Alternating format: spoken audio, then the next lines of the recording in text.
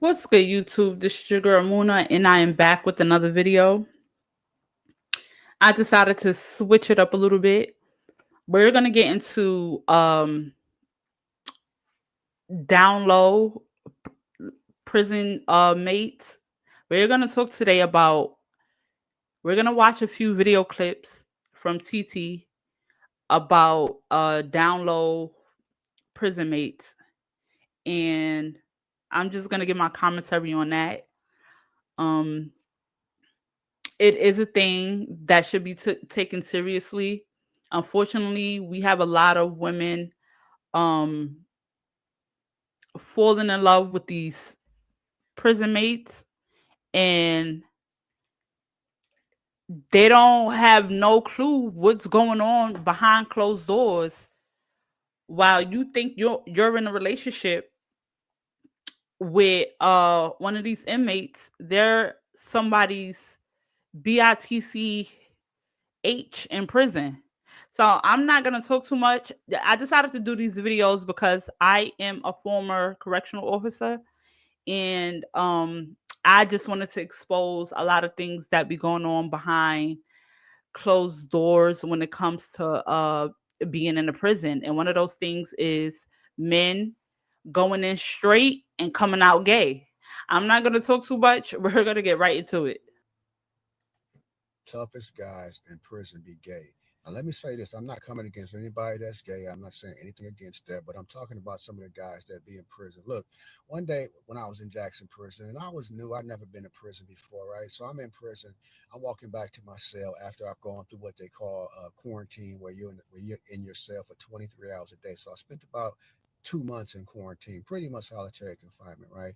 So one day I'm walking back to my cell, and I look in my cell before I get there, and there's a piece of candy on my bed. I think it was a Snickers or something like that. So, and I'm like, oh, that was real nice of somebody to, give me a Snickers. No, no, no, no, hun. When you see things like other men putting Snickers and Kit Kats in any type of snack, any type of in any item from the commissary, you know you didn't buy yourself, and you see it sitting in your spot. No, that's a red flag. Do not touch that. That's somebody trying to trying to get your snacks, if you know what I mean. Snickers, and I was about to go in there, and I was about to eat that Snickers, and I don't know where this guy came from, and he was like, "Bro, do not eat that candy." I was like, "Why?" He said, "Don't you know in prison they put candy on your bed, letting you know that they like you, that they want to get with you? If you eat that candy, you saying that you belong to somebody." I was like, "What?" See, I didn't know none of this stuff when I got in prison. And I remember one other time in prison. In prison, when you're in there, every so often they have to do a head count to make sure that nobody's escaped from prison, right? So they're doing a head count at this one time, right? And so they're looking for these two guys, and they're missing. So they're thinking that somebody tried to escape, right? So alarms go off, blah blah blah. They end up finding it was this real little guy and this real big guy. They end up finding these guys inside the stall, inside the bathroom stall, and this big guy got this guy off the ground up against the wall, just wearing him out sexually. This is what you see every day. Just one more story. Another friend of mine, man, this was one of the toughest guys in prison. He came from behind the wall. He had just did 10 years behind the wall. Guy was buffed up, man, been down for a long time.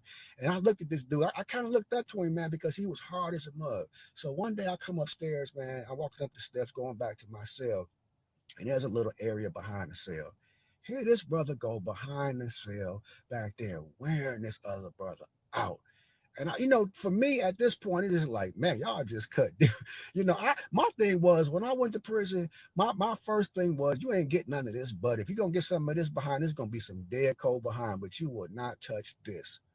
I'm telling y'all, some of the toughest guys in prison be gay. I'm telling y'all, yeah, but and to me, this goes out to the females that be. You literally got females that don't talk to outside men at all. All they talk to, all they spend their life dealing with is prison pookies, guys behind bars. And my thing is, you can be told anything. Like these guys, they're locked up 24/7. They could sell you a whole dream. I feel like when you're dealing with a guy behind bars, he's locked up for years. You're out in the public. You're a civilian. You can be doing anything, and he could be doing anything, and that's just something to me that always be in the back of my mind. Like, it goes down in these prisons, and you don't know who you're dealing with and who they're dealing with, right? This is how diseases get. This is how diseases spread. But we're gonna go to our next video. At first, I thought it was a bitch. Like, I'm like, oh shit, look, got the CEO coming about that bitch on Jaja. Then I look, oh, took that's a, nah. So you know, when I get up, when they move me to the next day, they put me on a pod where I can still be a paid worker because they paid me to work. Boom, counting down back, trace out shit. I see Lil J. I took his dope box down, but he got the training coming out that bitch. No, but why his friend look like a female? Like, and I could just picture it now. I'm sure he did not go in looking this feminine. Life be different, I'm telling you. Being gay in prison. Let's talk about it. There's a lot of people always asking what happens to someone who is part of that community and they end up in jail. And the answer is absolutely nothing. See, there's a big misconception. If you end up in there, someone will try to take advantage and take you by force. But that's an absolutely myth. See, there's an unwritten rule that the inmates and the guards are not to mess with you for a numerous of reasons.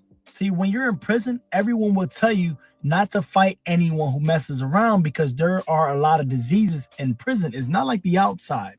So if you fight somebody and you get in contact with them, there's a possibility that you can catch something that you can't come back from.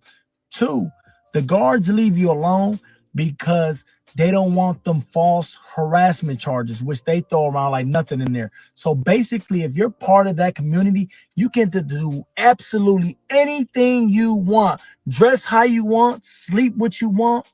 Only problem you're going to have is other inmates fighting over you like you're the last girl on earth. And I know a lot of you are probably smiling right now. So to answer your question, only problem you're going to have is trying to choose what flavor you want, because you're going to be a kid in the candy store. Sir, are you gay? Them homosexuals would not even talk to or even look at nobody else. They only talk to the person that they was dealing with, So I can remember one day we was in the day room and this guy came up to the homosexual standing out there smoking a cigarette. And we could smoke in the party and stuff back then. And he came up to him asking for a light. So the homosexual just looked at him and didn't answer. So he asked him again. He said, can I get a light? Let me get a light from you. So he didn't answer him again, which, like I said, that's how they were. So he got mad. He cussed at him, called him names or whatever. So he had to give him no light, I seen what he said to him and walked away. Man, this was like maybe 5-6 feet away from me. So he sit there and he smoked his cigarette, whatever. A couple of minutes later, he went in his room and he, this is in retrospect, he must have went in there and told his man, his dude, what happened. But then he went in that room. He probably was in that room probably a minute, 2 minutes. After that, the dude came out of the room. The dude that had cussed his peoples out was standing there smoking a cigarette. He came right up behind him with a knife, stabbed him in his neck. Boom, pulled it out. Blood shot out his neck like a water fountain. I mean, it was just spurting out. So he turned around and grabbed his neck and he charged him again. He stabbed him again in the top of the chest. And he fell down to the ground and he got on top of him and he was getting ready to stab him again. He said, I should kill you. You know what I'm saying? And he got up off of him and he got up and walked back to his cell like it was just a casual, easy thing. That's crazy. That's crazy because when, like he's saying, he's right. When the homosexuals inside the prison, when they are taken, they don't they don't flirt and do that with other inmates, because it'll be a bloodbath.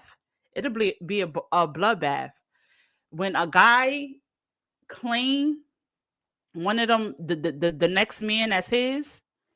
He's off limits. That means no flirting, no giving no other guy attention. It'd be crazy. I don't know. I wonder if that guy passed away. He did say he stabbed him in his neck and it was squirting out. The blood was squirting out. So this is a crazy life. To be honest, the way I survived, I was just trying to be very humble with everyone. I tried to get along with people and yeah, some sort of manipulation and things like that so I could be able to get what I want, like flirting with guys, touching them, kissing them, all of those things. The thing is, as a gay person, they know you're gay and everything, so they don't see like you giving them that type of affection or attention, they will end up going on your bad side. So you have to try to like find a way to manipulate everybody in a sense. I always made sure that I hanged around high ranked people and that I did that with people who actually had power or a say inside the prison or whatever. Or if I simply just wanted something. But usually for high sexual requests, they tend to give you basically anything. So you're pretty much like in control if you're gay. To be honest, the way I survived, I was just trying to be very humble with everyone. So for me, it wasn't hard because I'm not freaky gay. I'm not like in your face and I'm not like telling everybody that they're hot. I am in a relationship with somebody that I met in Montgomery, and we were in the relationship in Montgomery, and it came out while we were in Montgomery, and I was the popular jailhouse lawyer. So there were people that were kind of turned off by it at first. So I had a town hall meeting. I did. Not the staff, in my building. I was in the Mobile unit. It was on a Saturday, which was roast beef night. We had roast beef every 4 weeks. So I put up little signs that Saturday afternoon saying right after count, meet in the atrium. We had this big atrium where everybody waited to be called the main line. So I basically said, look, y'all figured out that I'm gay. I'm with Cody. If this is somehow you think it's affecting my legal work, I won't do your motion, but I'm not giving you your money back. And everyone's no. Or I think I said, or you could just stay in prison. And they were, no, you're good. But because I came correct with it, it was okay. But a lot of gay guys in prison have a really hard time. How do you guys run your relationship in prison? We were in different housing units at first and just sneaking over at night. Well, we were in different housing units in the same building. So it was much easier than it sounds. So we would just sneak over in the middle of the night after. At our camp, I don't know how it was in Oxford, but our camp, our guards, they were in the lieutenant's office bullshitting unless it was count time. So we knew if it wasn't 10, 12, 3, or 5, we were good. We just kept, a good watch, and we'd hang out. We hung out on the yard all the time, but if we were messing around or whatever, it was typically between midnight and 3 a.m. count. And were you doing like PDA at all? We did the pocket holding thing. What's that? Oh, where we held each other's pockets. Wait, no, really? Yeah, we did because everybody knew, and that's the thing. Everybody knew, so it was like no big deal. I think it had not happened that way, and I had not been doing everybody's legal work, or we had been like crazy about it. It would have been different. But yeah, everybody knew. So wait, so tell us about this. What would happen? They were like, "Oh, Kyle, hold his pocket," or "Oh, Cody, hold his pocket." His name's Cody. So we'd like hold hands or hold. I mean, no, you wrong for saying that man's name. Pockets while we're rocking the track or whatever. So you just walk around holding each other's pockets? Yeah. Is one of you holding the other person's, or you're both holding? Well, one of us holds the guys I was involved with. These boys. To my everything. Being in the penitentiary, they come home after doing time.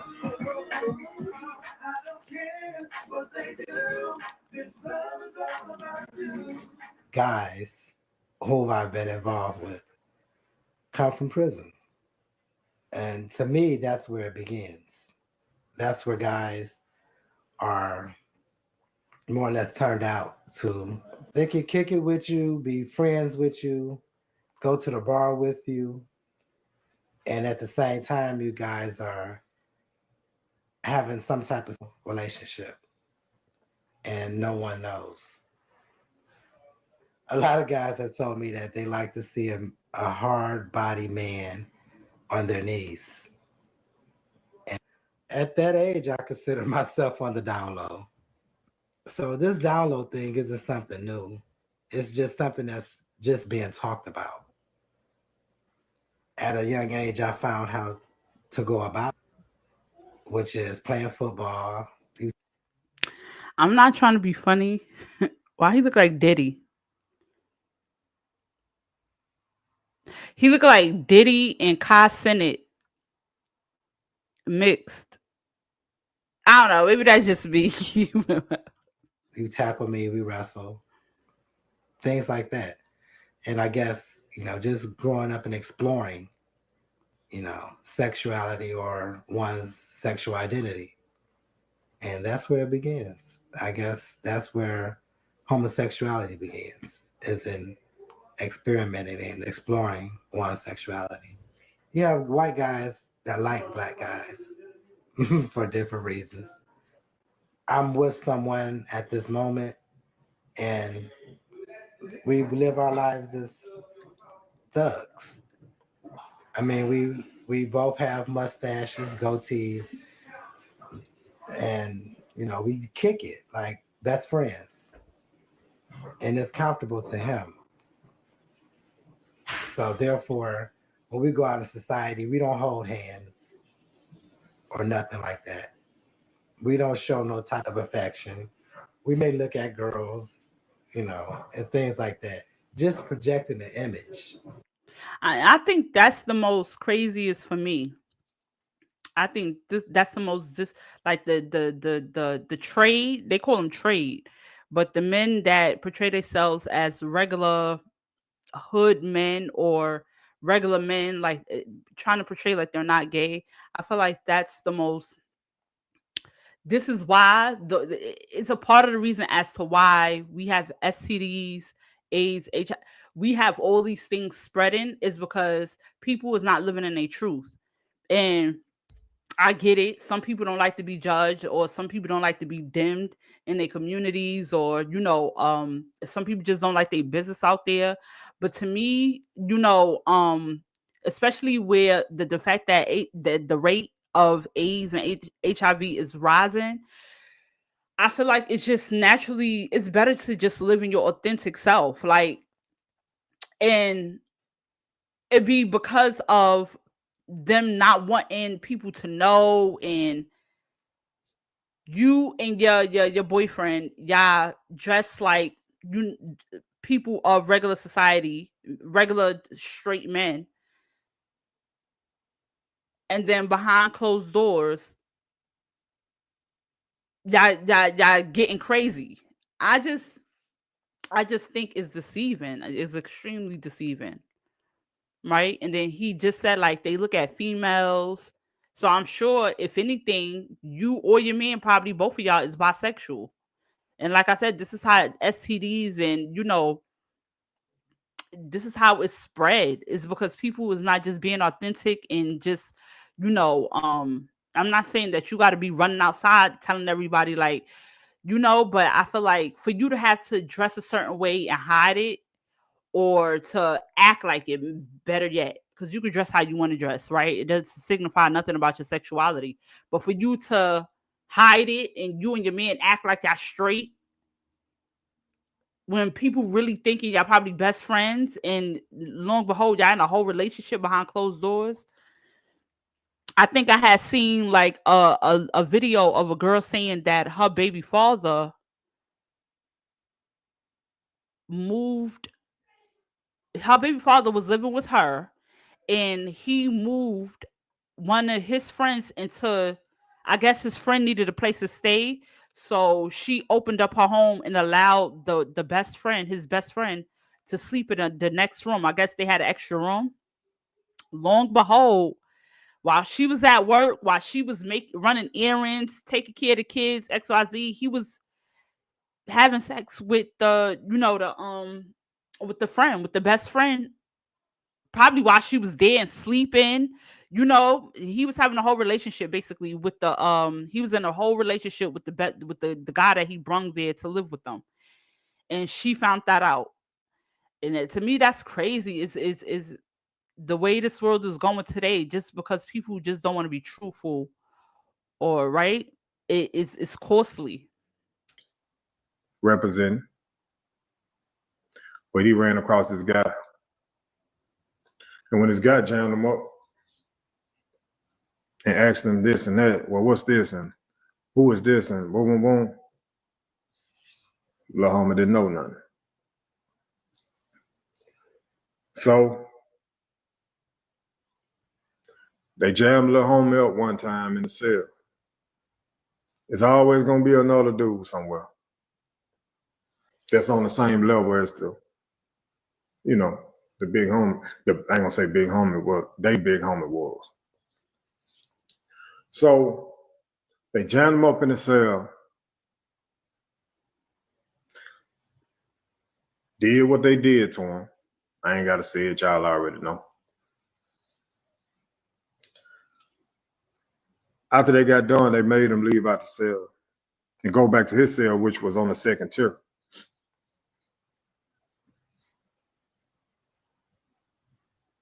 The reason the police was able to find out, because, you know, they'll tell you, you can't report that. You better not go tell it. And so the dude was trying to go upstairs to his cell. But when he was going upstairs to his cell, the police was walking behind him to do, you know, just a random check. Well, I guess the police was too late for his random check. As the dude was walking up the steps, man, to get to the second tier, the police noticed feces balls. Now I'm gonna make it sound gruesome so y'all know it's true. Dookie balls. Bro, would you get the story out? You didn't say nothing no different than what you just said. Dookie balls. Sir, shit. He had shit falling out his pants. Will he get the story out? It's taking forever. So y'all know this shit's real. It's making me feel like it was him. I don't know. That's what just came to my head. It's making me feel like it was him. Yo, this is what you can get yourself into if you go in a penitentiary, especially if you're weak. This can happen to you. I'm not just sitting here blowing hot air, man. I'm trying to stop y'all from making dumb decisions and going there. But as he was walking up the stairs, Dookie balls was falling out of his pants leg. Hey, y'all, I know y'all missed me, but come with me while I go pick up that man out of prison today. Oh my God. So, y'all, this is what I just had to wear. So, I have to drive almost 6 hours to pick him up. But first, I had to fill up my tank. So, I already had gas. I just finished it up. This is me outside the prison. Y'all, I was there at like 6 o'clock in the morning because I left at like 1 o'clock in the morning. And I was just sitting out there for him to come home. And y'all, look. My baby home. Yes, that's why I ain't been on. Well, guys, that is it for this episode. Please like, comment, and subscribe. I will be back. I might be back with a part 2. Not really sure. Probably won't be. But I will be back with another video. Bye for now.